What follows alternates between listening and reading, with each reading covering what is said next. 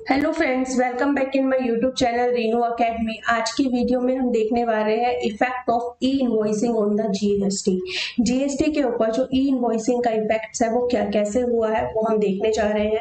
चलिए स्टार्ट करते हैं वीडियो। सबसे पहले आता है हमारे पास में ई इनवॉइसिंग। ई इनवॉइसिंग क्या होता है? E invoicing is believe to impact the various GST aspects and compliances. जो हमारे बहुत सारे जीएसटी के एस्पेक्ट्स और कंप्लायंसेस है उसके ऊपर ई इनवॉइसिंग का काफी ज्यादा इम्पैक्ट हुआ है। ई इनवॉइसिंग मैकेनिज्म जो है वो डायरेक्टली लिंक्ड करता है दो क्रूशियल इम्पैक्ट, जो हमारे टू क्रूशियल मैकेनिज्म है जीएसटी के। नंबर वन आता है जिसमें ई वे बिलिंग जनरेशन, और दूसरा आता है जीएसटी का रिटर्न। ठीक है, जीएसटी का रिटर्न। सबसे पहले ई वे बिल, उसके बाद जीएसटी का रिटर्न। अब इसमें ई इनवॉइसिंग की वजह से जो हमारे पास में क्या हो गया है, जो इनवॉइस मैनेजमेंट हो गया है वो हमारा पेपरलेस हो गया है। मतलब कि जो टैक्स इनवॉइस होता है एक बहुत असेंशियल डॉक्यूमेंट्स होता है बिजनेस के लिए। अब जो हमारा ई इनवॉइसिंग इंट्रोड्यूस हुआ है उसकी वजह से जो भी हमारे पास में फिजिकल फॉर्म्स के डॉक्यूमेंट्स थे, इनवॉइस थे, वो अब क्या हो गए हैं, सब डिजिटलाइज हो गए हैं। ठीक है, जिससे कि उन्हें मेंटेन करना प्रॉपर उनको तरीके से मोर स्टैंडर्डाइज हो गए हैं, ऑर्गेनाइज हम कर सकते हैं अच्छे से, और पेपरलेस इनवॉइस हो गए हैं जिससे कि उन्हें मेंटेन करना अच्छा हो गया है। ठीक है, पेपरलेस हो गया है। नेक्स्ट पॉइंट आता है ई इनवॉइस की वजह से जो हमारा जीएसटी के अंदर रिकंसिलेशन हो गया है वो बहुत ज्यादा इजी हो गया है। एक बहुत मोस्ट क्रूशियल प्रोसेस होता है ये रिकंसिलेशन करना, जो कि डायरेक्टली इम्पैक्ट करता है बिजनेस के कैश फ्लो को। It indicates the final amount of tax to be paid to the GST authorities. Now and also the amount of input tax credit that a person can claim। ठीक है, और ये जो है impact भी करता है जो भी अमाउंट इनपुट टैक्स क्रेडिट है उसका भी रिकंसिलेशन करना। ई इनवॉइसिंग जो है वो वुड इम्पैक्ट करती है द एग्जिस्टिंग रिकंसिलेशन प्रोसेस से of the several documents and under the GST compliance since the E invoice data would get Oppo populated. पहले जो हमारे पास में रिकंसिलेशन सिस्टम था उसमें काफी ज्यादा डिफिकल्टीज आती थी क्योंकि उसके अंदर हमारे पास में बहुत सारे डॉक्यूमेंट्स हमें देखने होते थे। लेकिन ई इनवॉइस आने की वजह से जो डाटा है वो हमारे पास में ऑटो पॉपुलेटेड होने लग गया है जीएसटीआर 1 में एंड जीएसटीआर 2 में, जिससे कि रिकंसिलेशन करना बहुत ज्यादा इजी हो गया है। Now come to the next point, जो जीएसटी का रिटर्न प्रिपरेशन एंड सबमिशन में भी इजी हो गया है ई वे बिल की वजह से, ई इनवॉइस की वजह से। ठीक है, when a taxpayer represent the details to generate and validate an e invoice on the invoice registration portal. जो इनवॉइस रजिस्ट्रेशन पोर्टल है उस पर जब वो जनरेट करते हैं और वैलिडेट करते हैं ई इनवॉइस, द पोर्टल जो है उस डाटा को जो है वो एक दिन के लिए अपने पास में रिजर्व करके रखता है टैक्स पेयर के लिए।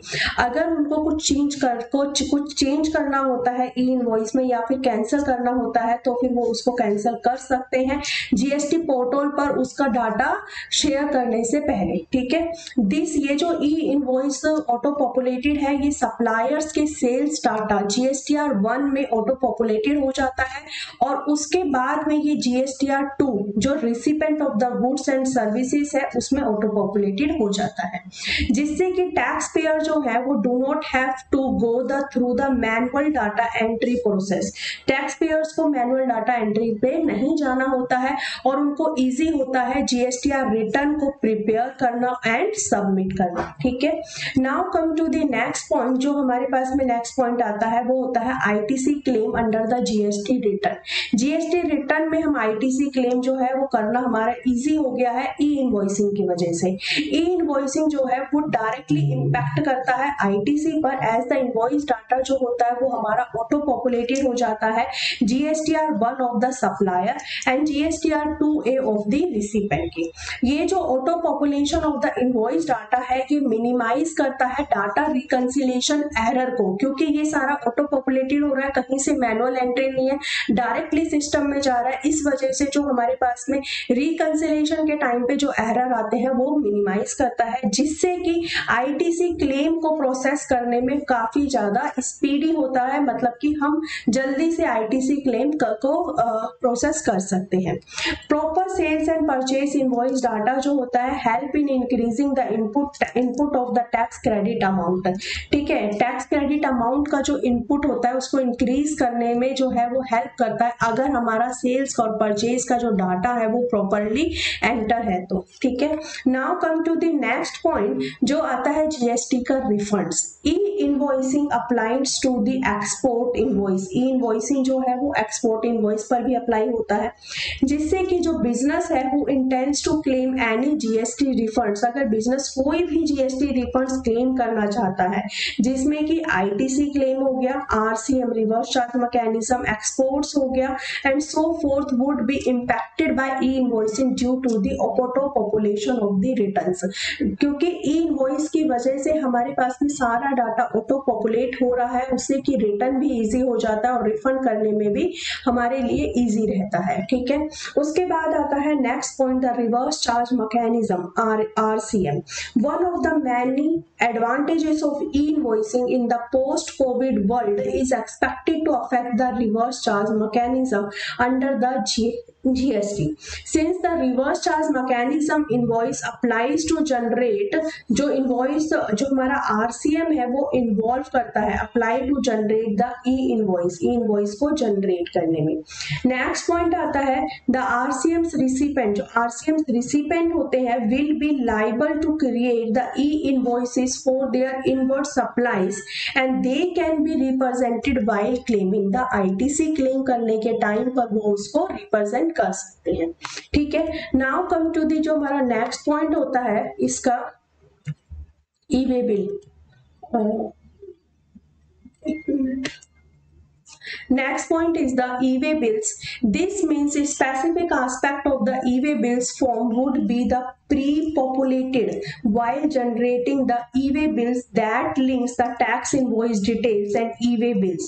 ठीक है, ये प्री पॉपुलेटेड होता है, मतलब ऑटो पॉपुलेटेड होता है, जिसमें कि हमारे पास में लिंक होता है डाटा टैक्स इनवॉइस की डिटेल्स जो है और ई-वे बिल्स की, making it easier for the tax revenue authorities के लिए। ये अब इजी हो गया है to refer to the unique IRN to transport checkpoints पर वो IRN बता देते हैं, जिससे कि वो इजी हो जाता है टैक्स रिवेन्यू अथॉरिटीज के लिए चेक करना। Taxpayers have to be that the generating e-invoicing reference number does not automatically generate an e-way bill.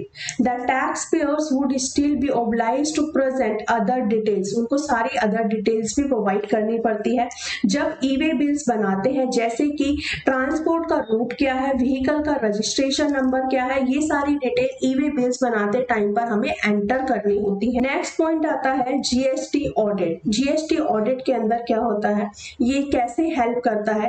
Creation of an e invoice is the starting point of the business transaction. Business transaction का जो starting points होता है वो invoice create करना होता है। Business require to keep the proper records of all the transaction. सभी transaction के प्रॉपर रिकॉर्ड्स रखने होते हैं बिजनेस को, जिससे कि प्रॉपर क्लैरिफिकेशन कर सके अगर कुछ भी चेंजेस आता है उनके ट्रांजैक्शन में इनिशियल लेवल पर, और GST authority so that there are the considerably lower chance of penalties during the GST audit. अगर जीएसटी ऑडिट हो रहा है तो उस टाइम पर, जिससे कि पेनल्टी लगने के कम चांसेस हो सके। सभी इनवॉइस डाटा और टैक्स लायबिलिटी को अवेलेबल करना ऑफिशियल टाइम पर, किसी भी टाइम पर, ये अब ई इनवॉइस से हमारे पास में बहुत ज्यादा इजी हो गया है, क्योंकि सब कुछ ई इनवॉइस होता है। तो सरप्राइज ऑडिट में भी हम जो है सारा कुछ एक्यूरेट आता है, कुछ भी हमें पहले से सारा प्रिपरेशन नहीं करनी होती है। All the subsequent ITC claims along with the tax liabilities are the proper. सारे हमारे आईटीसी क्लेम्स और टैक्स लायबिलिटीज होते हैं वो सभी प्रॉपर्स होते हैं, ई इनवॉइस की वजह से हो गए हैं। It would make overall process smooth and efficient. ठीक है, हमारा जो ई इनवॉइस का इफेक्ट्स आया है। होप सो आपको वीडियो अच्छी लगी होगी। वीडियो पसंद आई है तो प्लीज वीडियो को लाइक करिए, share and subscribe my YouTube channel for the latest update and notification. मिलते हैं नेक्स्ट वीडियो में। Thank you so much.